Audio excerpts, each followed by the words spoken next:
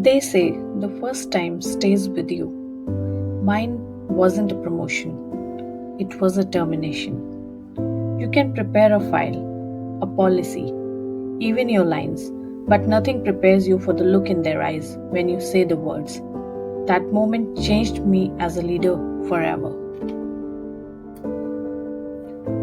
No one prepares you for the first time you have to look someone in the eye and tell them their journey ends here today. They teach you labor laws, they teach you how to draft letters, how to calculate notice periods, but they don't teach you what to do when your heart and your head don't agree. I still remember my first termination. It wasn't just a process, it was a punch to the gut.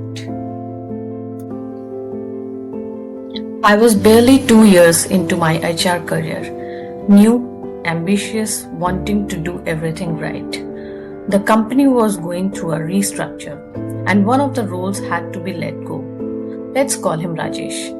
He wasn't a bad performer, he wasn't a problem employee. He was simply caught in a decision that had nothing to do with him, and I was the one chosen to deliver that message.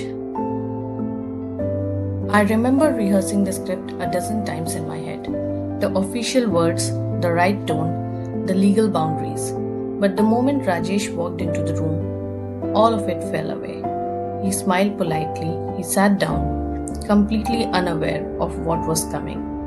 I started explaining the restructuring, and then came the line, "Unfortunately, your role has been impacted." He just went quiet.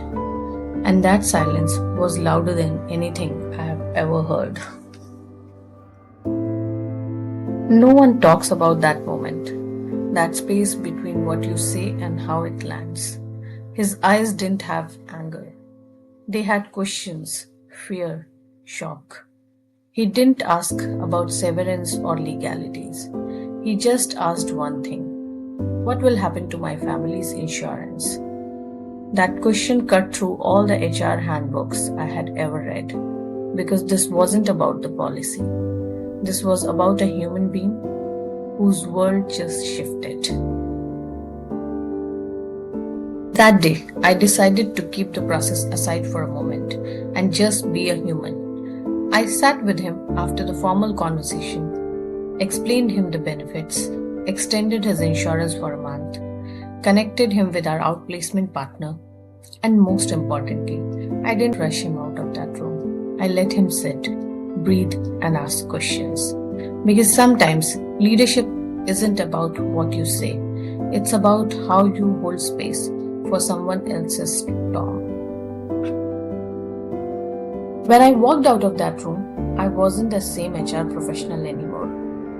I had followed the policy, yes. But more than that, I had learned something they never teach you. Leadership is not about giving promotions. It's about standing in moments that are uncomfortable and still choosing to lead with dignity. Here's the truth they don't teach in HR school. Terminations are not transactions.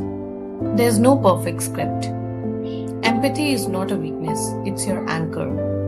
The way someone remembers their last day says more about your culture than any onboarding deck ever will. If you've ever handled a termination or will one day have to, remember, your job is not to make it painless. Your job is to make it dignified.